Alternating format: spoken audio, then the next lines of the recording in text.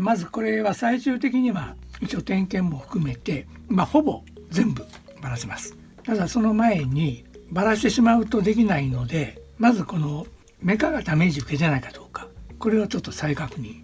これ走ってたんで大丈夫だと思うんだけど、これを実際に動かしてみて、やってね。で、いっぱい切れてる。切れますね。一応サーブは大丈夫。で次は今後ジャイロ持ってね、メカは大丈夫。壊れてないと。これをねやっとかないと、最後組み上げてやった時に動かないとやっぱり衝撃でメカが壊れることがあるんでね、それを確認して、レースの中では絶対大事なことなの。まずメカから必要のないものから外していく。バッテリーはいりません。メカを外します。これサーボが動いてるんで、このステーが壊れてるのか緩んでるのかね、とりあえず配線関係をハンダハウスこれ離してやるからね、これは一旦外した方が、アッセンブリで外れない、モーターごと全部、そういう方法もあるけど心情的にあまり好きじゃないんで、とりあえずバラす。メカのない方が作業がしやすいんでね。まずメカから外す。まずメカかしかしその車よく走ったよね。ら弱したね、早かったね。ものすごい埃を浮いてて、すごい滑るのね、路面が。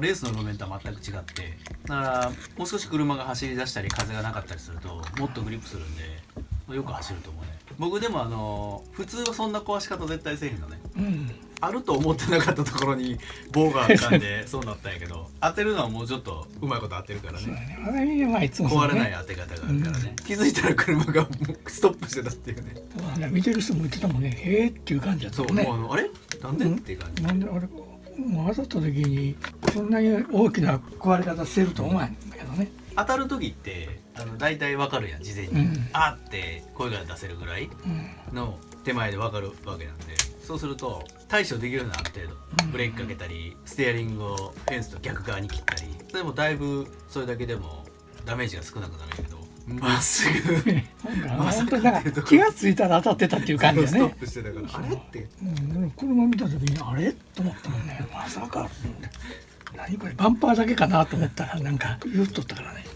まず一応メカはしてちょっとサーボはねこれ揺れてるんでちょっと確認をするんで後回し。今まで車何台ぐらい作った？少なくともレースで1000回以上やってるから1000台以上作った。その作ったっていうのか組み立てたっていうのかね、オーバーホールとか考えたら1000回や2000回じゃ機械やろね。もういらないところからどんどん外していきます。これ外した時には必ず一応目視で点検ね、これなんかはねダメージ受けない。大事なことっていうか作業ではめるのでネジを種類ごとに分けていったらねあとは楽なんで。でもこの車はすごいネジの種類が少ないんですごいやりやすいですよね。だからこれもほとんど使ってないんでね、さらに種類鍋2種類ぐらいしか使ってないんで賢いと思う。バラしてる時にあれこのとこ曲がってるとかいうのは結構ある。だからねレースの時はバラさないとわからないとこっていうのも結構あるんでね。山積がよく嫌がってて決勝前に車バラしたりするよね。でもあれでそのピンの曲がりとかそういうのはばらさないと発見できないんでね。でも実際レースで発見したこと結構あるんで、やっぱり分解するっていうのはすごい大事なことですね。見えない部分が壊れてる。だから特にレースなんか何回か走るとよく見てコロコロっとひっくり返ったりした時はやっぱりもう要注意よね。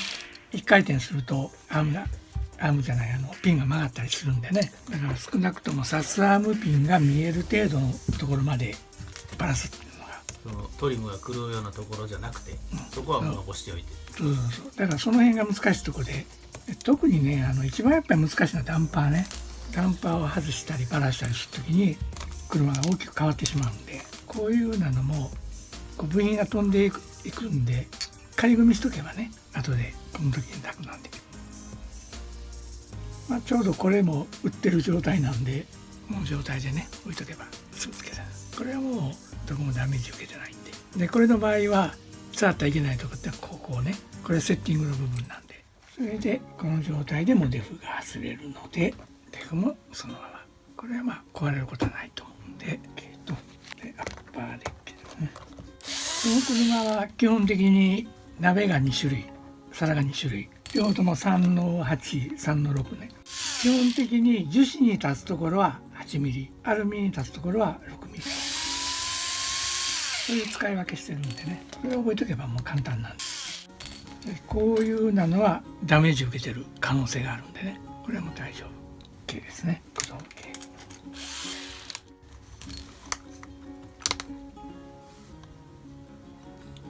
これはまあクラッシュには関係なく摩耗してることがあるんでね、一応チェック。こういう部品関係は別に置いておくと。まあベルトもこれもそんなに走ってないんでね、入ってないんで OK。でモーターマウント、こういうベアリングとか小さなパーツをなくさないようにね。これで後ろはで問題の笹胸、まあこれ見たとこ軽く動いてるんで、ここにはダメージ受けてないと。でバルクヘッドは関係ないんで、だからこういう樹脂にかかっているとこは8ミリですね。これも OK。今度はアーム、アルミなので6ミリね。でこれで後ろを外すと、これでアームが出ます。元に戻して、これね、これは平らなところで転がすと、これね、綺麗に転げば大丈夫で、こういうシムの位置なんかもね覚えて大丈夫ね。まあこれも最終的には細かい点検しますが、まず問題はなさそうなので、とりあえずリアサスは OK。 これも OK ですね。こうしてみるとほとんどリアには問題なさそうなんで、さて今度はフロントですね。このサーボの緩みはどっから来てるか。これはこの緩みだけね、どっかで最初から緩んでたかもしれない。多分クラッシュで緩んだんではない。整備不良かな。サーボも大丈夫そう。これが緩んでる。こういうのがね、意外とバラさないと分かんないですね。このネジはバラさないと締められないんでね。次はこのタイロット。これも大丈夫そうね。スムーズに置いてるんで、これも大丈夫。テナポストも OK。ということはやっぱりこっから後ろは全部無事っていうことね。でもこれ気をつけないといけないのは、ここにゴミが溜まってるんですね。これって普通モーターマウントがここについてるんで、こんなことになるわけないですね。ということは整備不良ですね。いやね緩んでた初めから、これは完全に緩んでたと。だからこういうなんか分からんのよね。実際にちゃんと点検しないといけないけど、まあこれ運よくでもネジもついてたからね、こういうのが発見できると。じゃあいよいよ今度は本当の故障箇所ね。まずバンパーを、このコンバージョン部分を外さない。意外とこれいくと思ったけど、これが壊れてないのよね。ちょっと予想と違う。これはね、多分長さが違うんでセッティングしてるんで、左右を間違えない方がいい。これはもう一回こっちの方へ、とりあえずこれが左右入れ替わるとキャンバーが変わってしまうんで、壊れてるかもしれないんで、とりあえず仮止め、こっちが左、こっちが違う。あ、やっぱりいってますね。壊れてる。はい、綺麗にね。ここもやっぱり細いしね、このネジの、まあ確かにこれ一番力かかるよね。バンパーですね。これは誰が見ても壊れてるよね。でも本体は大丈夫そうですね。バンパー自身は壊れてないね。これがこの部分は大丈夫そう。これも問題ないね。はい、問題はここ。これもバルクヘッドはちょっとその前にこれ先外してしまおうかな。足をちょっと邪魔になるんで、これは大丈夫そうなので、これは全然つながってないんでほとんどダメージ受けることないと思うんですね。これも大丈夫ね。そうするとこれも壊れてそうなところはないんで大丈夫。これはダメ。これも大丈夫そう。左側大丈夫ね。問題は右。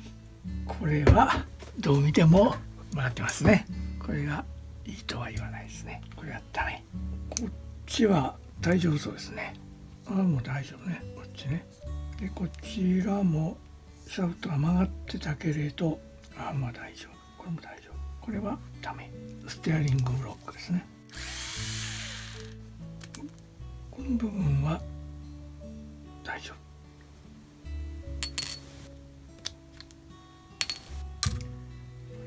ダメ。何それなのかな。これは折れてる。ああ、折れてんの。ここは折れたよね。そのさっきのタイロットのこれですよね。加工してない方が折れてるな。ここがね、本当に弱いはずなんやけどね。クラッシュではここが折れると思ったけど、多分こっちが来たよね。はい、結論です。意外と見た目は大きいけれど、遊ぶパーツはこれだけしかない。これとバンパーね。1,2,3,4,5点ね。もっといってるかなと思ったけど案外いってない。これのおかげでだいぶ助かってると。シャーシーが行くくらいやから大クラッシュよね。このシャーシが行くのはね結構ね硬いのにね、それね、これ手では割れないでしょ。こんだけの部分でもうすごい粘りがあるのよね。だからこう一瞬の衝撃やからものすごい速度で当たったよな、まあ80キロ以上出てるからな。速かったもんね、スピード。こんだけ粘りがあってね、